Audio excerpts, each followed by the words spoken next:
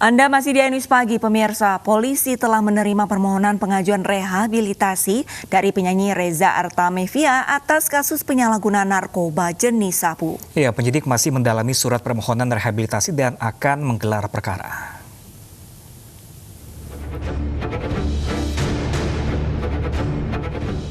Pihak kepolisian Polda Metro Jaya telah menerima surat permohonan rehabilitasi dari penyanyi Reza Artamevia atas kasus penyalahgunaan narkoba jenis sabu seberat 0,78 gram.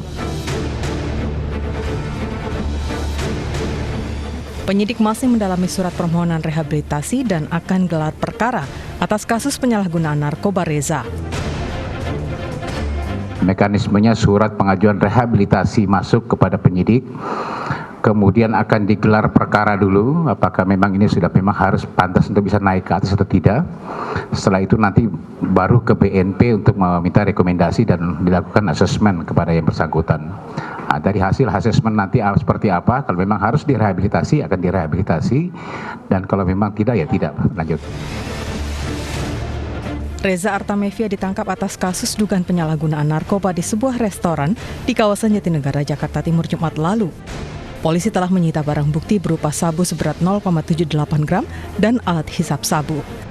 Dari Jakarta, Nadia Valerie dan Faisal Reza, iNews melaporkan. Pemirsa, penyidik Kejaksaan Agung kembali memeriksa Jaksa Pinangki Sirna Malasari. Pinangki terlibat kasus dugaan gratifikasi dari Joko Chandra dan juga dugaan pencucian uang.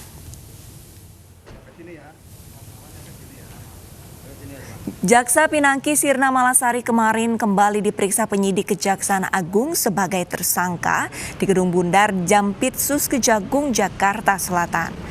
Pinangki diduga menerima suap lebih dari 7 miliar rupiah dan telah ditetapkan sebagai tersangka bersama Joko Chandra dan Andi Irfanjaya. Suap diduga terkait kepengurusan fatwa di Mahkamah Agung agar Joko Chandra tidak dieksekusi dalam kasus hak tagih Bank Bali.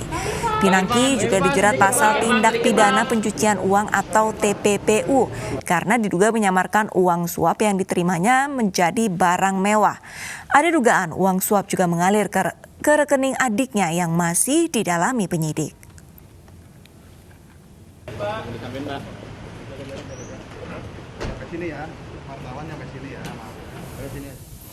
Pemerintah Kabupaten Garut, Jawa Barat meminta polisi menindak paguyuban Tunggal Rahayu yang mencetak uang sendiri dan mengubah lambang Garuda Pancasila.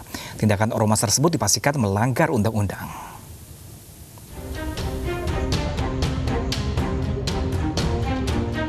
Mencuatnya organisasi paguyuban Tunggal Rahayu di Garut Selatan, Jawa Barat, Bupati Garut Rudi Gunawan segera berkoordinasi dengan polisi menyelidiki keberadaan paguyuban. Paguyuban Tunggal Rahayu sempat mendaftar ke Badan Kesatuan Bangsa dan Politik Kabupaten Garut untuk mendapatkan legalitas. Namun setelah dikaji, organisasi itu ditolak oleh Pemkab Garut. Pertama, karena dia mengajukan permohonan pendaftaran ke Kesbangpol, tentu permohonan itu kami tolak. Nah, berdasarkan daripada dokumen yang ada, kami melakukan penyelidikan terhadap apa yang mereka maksud dengan menggunakan lambang Garuda dengan modifikasi, dan itu ada Undang-Undang 24 2009 tentang bendera, bahasa, dan lambang negara. Paguyuban Tunggal Rahayu membuat geger publik karena mengubah posisi kepala burung Garuda.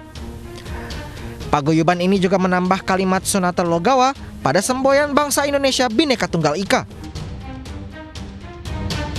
Tidak hanya itu, paguyuban ini juga membuat mata uang sendiri dengan gambar pimpinan organisasi.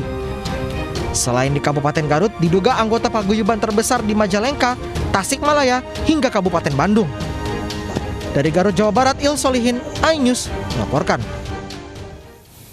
Pemirsa, organisasi-organisasi nyeleneh bukan sekali ini saja bermunculan. Sebelumnya banyak bermunculan organisasi masyarakat dalam berbagai bentuk, mulai dari Sunda Empire, Kerajaan Agung Sejagat hingga Kesultanan Selakau yang memiliki organisasi seperti sebuah negara atau kerajaan.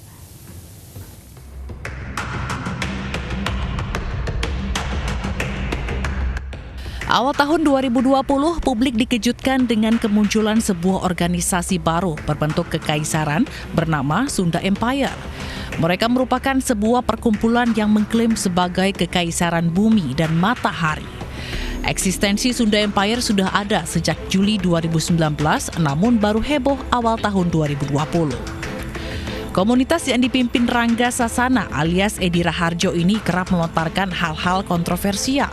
Misalnya, Sunda Empire membawahi 54 negara-negara di dunia termasuk Korea Utara dan Rusia. Mereka juga mengatakan negara-negara di dunia akan berakhir 15 Agustus 2020. Para petinggi Sunda Empire diseret ke pengadilan karena Rangga Sasana dan kawan-kawannya diduga membuat keonaran. Bukan cuma Sunda Empire, ada komunitas lain mengaku memiliki kekuasaan dan pengikut yang banyak, yaitu Kerajaan Agung Sejagat di Purworejo, Jawa Tengah. Kemunculan Keraton Agung Sejawat menghebohkan publik setelah video upacaranya tersebar ke masyarakat. Polisi turun tangan setelah kehadiran Keraton Agung Sejagat yang bermarkas di Purworejo, Jawa Tengah mulai meresahkan masyarakat. Dua pimpinan yaitu Toto Santoso yang mengaku sebagai raja dan ratunya Fani Aminadia ditangkap polisi atas dugaan penipuan. Di Tasikmalaya, Jawa Barat juga terdapat Keraton Selakau yang berada di Kampung Nagara Tengah, Desa Cibungur. Kesultanan Selakau ini didirikan pada tahun 2004 oleh Rohidin, warga setempat yang mengaku sebagai keturunan ke-9 dari Raja Pajajaran Surawisesa dengan gelar Sultan Patrakusuma VIII. Pihak keraton mengaku sudah memiliki legalitas atau pengakuan fakta sejarah dari Perserikatan Bangsa-Bangsa atau PBB pada tahun 2018 lalu sebagai putusan warisan kultur budaya peninggalan sejarah Kerajaan Pajajaran pada masa kepemimpinan Raja Surawisesa. Tim Liputan iNews melaporkan. Pemirsa, 50 anggota TNI ditetapkan sebagai tersangka atas kasus penyerangan Polsek Ciracas pada 29 Agustus lalu. Dari 119 laporan yang masuk, 32 diantaranya menjadi korban penganiayaan.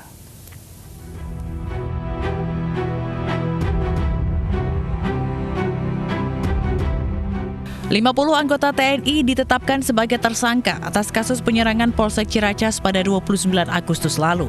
Salah satunya Prada MI yang diduga menyebarkan berita bohong terkait kecelakaan yang berujung penyerangan.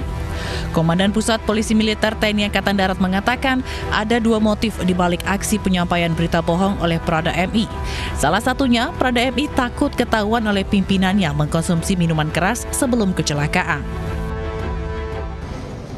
Ada perasaan takut kepada satuan apabila diketahui sebelum kecelakaan lalu lintas tunggal yang bersangkutan minum minuman keras, merasa bersalah karena akibat kejadian tersebut sepeda motor yang dipinjamkan oleh pimpinannya mengalami rusak, serta takut diproses hukum karena pada saat mengendarai sepeda motor tersebut tidak memiliki SIM-C. Sementara Pangdam Jaya Majen TNI Dudung Abdurrahman telah menerima 119 laporan. 117 diantaranya berasal dari laporan masyarakat yang menderita kerugian fisik maupun material. Ke masyarakat total secara keseluruhan Rp596.744.000. Ini untuk sementara ditanggulangi oleh pimpinan TNI Angkatan Darat yang pada dasarnya nantinya akan dibebankan kepada para pelaku. TNI juga memeriksa 25 anggota di luar Angkatan Darat. Terkait kasus ini, 6 personil diantaranya merupakan Angkatan Laut dan ditetapkan sebagai tersangka, sementara dari Angkatan Udara masih proses pemeriksaan. Dari Jakarta, Vena Malinda, Zulkifli, Kiki Maulana, iNews melaporkan. Jelang sidang perdana kasus ujaran kebencian Joring, istri Jering, Nora Alexandra, kembali mengajukan penangguhan penahanan ke Pengadilan Negeri Denpasar, Bali. Permohonan penangguhan penahanan pertama ke Polda Bali ditolak. Ditemani tim kuasa hukumnya, Nora Alexandra mengajukan penangguhan penahanan sekaligus menjadi penjamin dalam kasus yang membelit suaminya.